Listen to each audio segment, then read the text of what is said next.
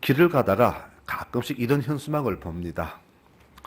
어느 동네 누구누구의 자녀 또는 손자, 사법고시 합격, 판사 임용, 장성 진급 이런 현수막을 가끔씩 봅니다. 그 마을에서 큰 인물 났다는 그런 자랑거리입니다. 그래서 그 위대한 인물이 큰 인물 된 사람이 그 마을을 빛나게 합니다. 또 그 반대로 유서 깊은 문화재나 어떤 정치적 관광지가 또 그 마을을 알리는 경우도 있겠죠.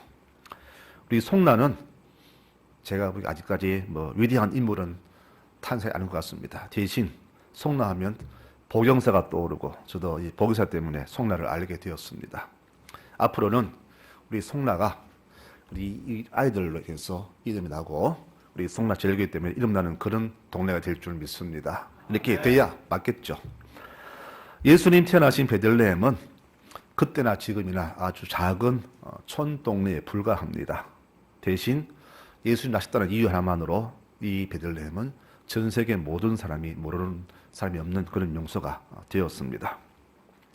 영국에 가면은 스프레퍼드 어폰 에이번이라는 아주 이름은 긴데 작은 마을이 있습니다. 그런데 문학도들은 반드시 이곳을 방문한다고 합니다. 왜냐? 위대한 문호 셰익스피어가 그 마을에서 출생했기 때문입니다. 영국 정부는 그 생가를 잘 보존하고 그 집에 그가 쓰던 책상과 모든 집기들을 잘 전시해서 관광상품으로 만들어 놓았습니다. 작은 동네, 이름 없는 동네가 이 셰익스피어 때문에 세계인의 관심을 끄는 명소가 된 것입니다. 오늘 성탄절을 맞이하여서 예수님이 탄생하신 그 마을, 전 세계 모든 기독교인이 그토록 사모하는 이 베들레헴이라는 동네는 어떤 동네인가 한번 우리가 말씀을 중심으로 살펴보도록 하겠습니다. 먼저 이 베들레헴은 예수님 때문에 이름난 동네가 된 마을입니다. 베들레헴은 예루살렘, 즉 이스라엘의 수도에서 남쪽으로 약 한 25리 정도 되는 작은 마을입니다. 우리 교회에서 흥해 정도 되는 그런 거리밖에 안 되는 마을입니다. 여호수아가 가나안을 점령한 후에 각 12지파별로 땅을 분배했는데 이때 유다 지파가 불화받은 땅이 바로 예루살렘과 베들레헴 그 작은 지역입니다. 그래서 다윗 왕은 유다 지파의 후손이므로 베들레헴에서 태어났고 거기서 목동으로 어린 시절을 보냈습니다. 예수님도 유다 지파 후손이므로 이 베들레헴에서 태어나셨습니다. 성경 그대로 모든 것이 이루어진 겁니다. 지금은 그 지역에 이슬람 교도들이 살고 있어서 하나님 믿는 이스라엘 백성과는 아주 삶의 격차가 나는 가난한 지역이 되고 말았습니다. 미가서 5장 2절에 미리 예언했습니다. 베들레헴 에브라다야, 너는 유대 족속 중에서 작지만 거기에서 이스라엘 다스릴 자가 네게서 나올 것이다 라고 벌써 수백 년 전에 여기서 예수의 탄생을 예고했습니다. 구약의 미가 선지자를 통해서 예수님 베들레헴 탄생을 미리 예언한 말씀입니다. 그래서 예수님의 이 마을 탄생은 우연히 길을 가다가 갑자기 태어나신 것이 아니라 오래전부터 예정된 하나님의 계획대로 성취된 그런 말씀의 언약이 된 마을이 되는 것이죠. 하나님 말씀은 조금도 틀림이 없고 한 번 하신 말씀은 다 지키시는 신실한 하나님이심을 우리는 다시 한번 확인하게 됩니다. 오늘 중요한 것은 이렇게 작고 이름 없는 마을에서 하늘 보좌를 버리신 예수님이 탄생하셨다는 사실입니다. 하나님의 일은 항상 작은 것에서 시작이 됩니다. 마을도 작은 마을, 또 예수님 탄생을 제일 먼저 본 사람들도 큰 사람이 아닌 지극히 낮은 자 목동들입니다. 그리고 태어나신 곳도 짐승이 머무는 마구간이며 또 마을 구유에서 그분이 태어나셨습니다.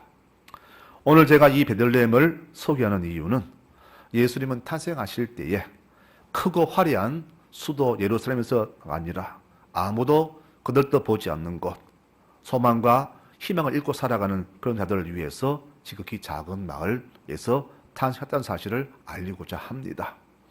아무리 작고 소망이 없는 그런 곳이라도 하나님 말씀이 들어가면은 그곳이 축복의 땅이 됩니다. 이 베들레헴 이야기는 바로 오늘 우리에게 주시는, 모두에게 주시는 말씀이 됩니다. 누구 한 사람도 관심 두지 않은 땅입니다. 하지만 선지자들이 수백 년 전에 메시아 탄생을 예언했지만 아무도 관심 두지 않았습니다.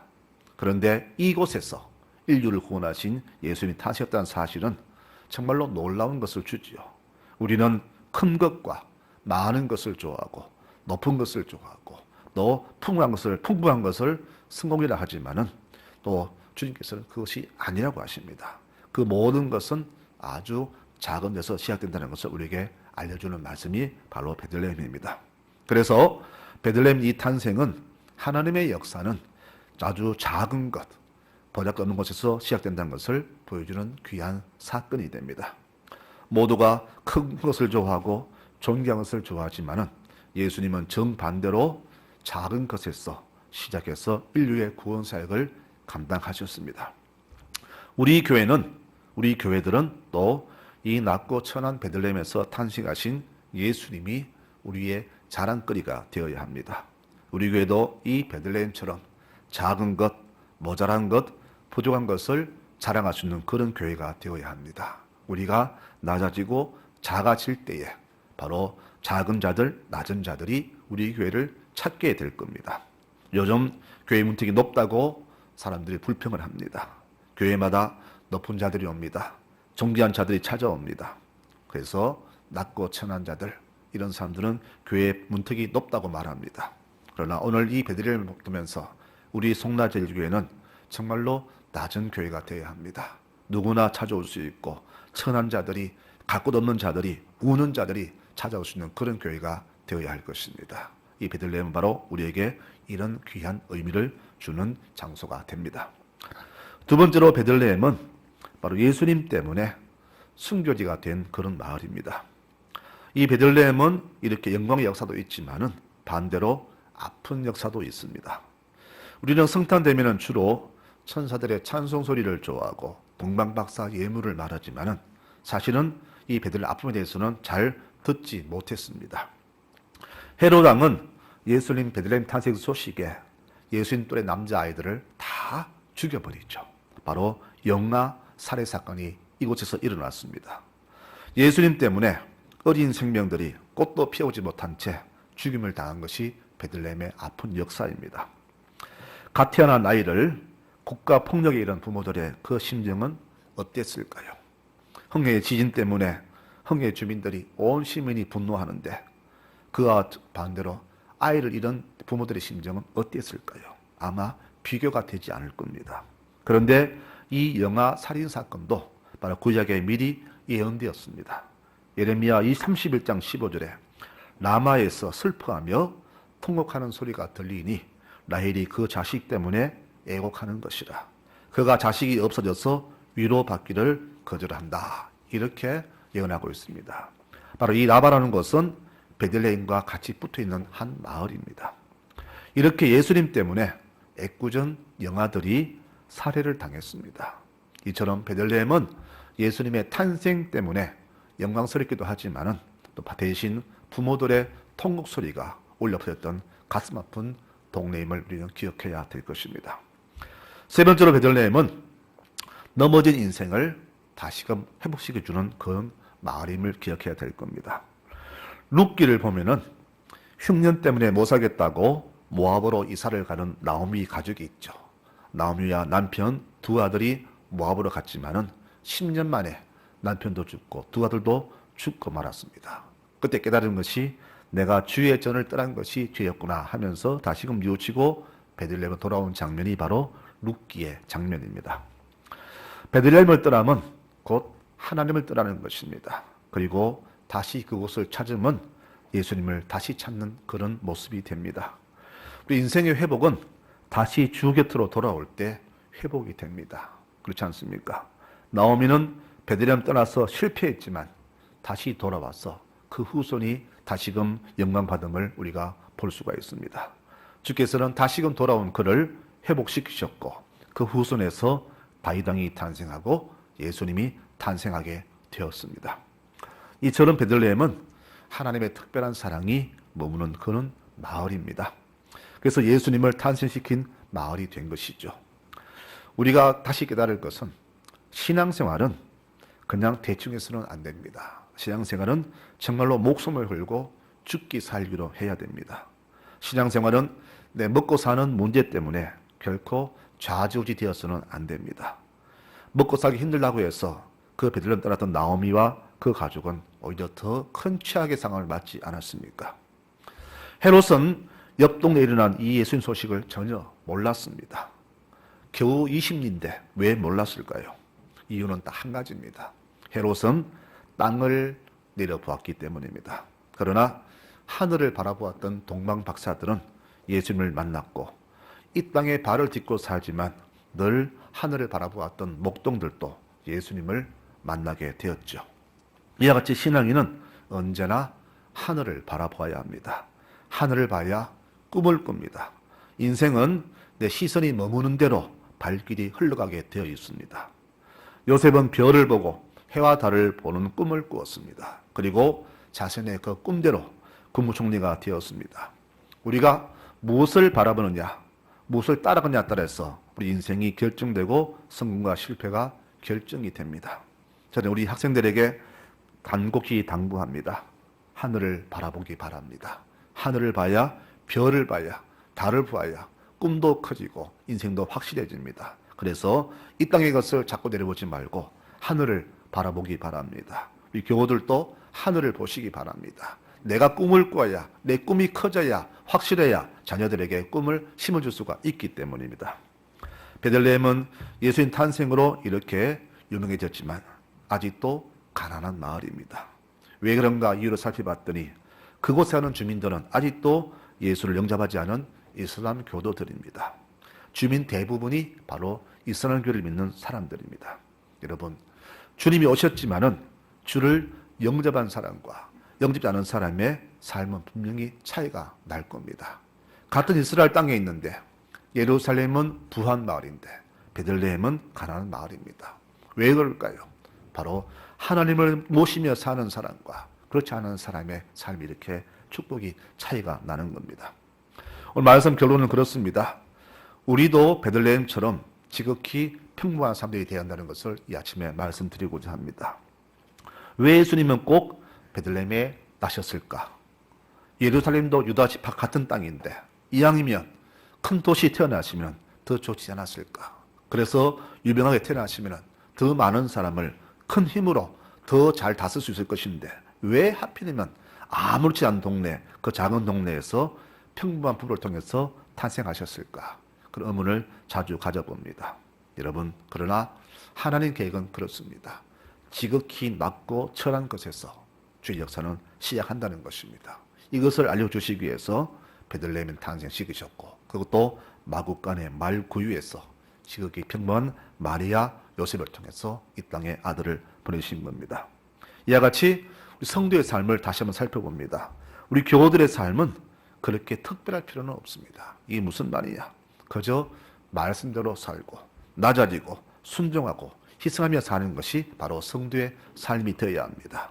특별한 사람 되기 위해서 애성도 좋지만은 무엇보다 성도들은 바로 가장 평범한 모습으로 살아가야 합니다. 그 모습이 바로 하나님 말씀대로 살아가는 겁니다. 이름은 낼 것도 없고 출세할 필요도 없습니다. 대신 하나님께서 세워주시면 서는 것이고 하지 않으시면 하지 못하는 것이 성도의 삶이 되어야 합니다. 주께 허락하시면 받고 아니면 그냥 목동이라도 목수라도 내 삶의 그 자리에서 최선 다하는 것이 바로 성도의 평범한 삶이 될 것입니다. 예수의 부모 마리와 요셉도 그렇게 평범한 사람이었습니다. 우리 하나님의 은혜는 이와 같이 자신을 낮추고 이름 없이 주만 바라보는 사람들에게 은혜는 내려옵니다. 마치 물이 높은 곳에서 낮은 곳으로 내려오듯이 말입니다. 어느 왕자가 사랑하는 여인이 있었습니다. 여인의 신부는 천민입니다.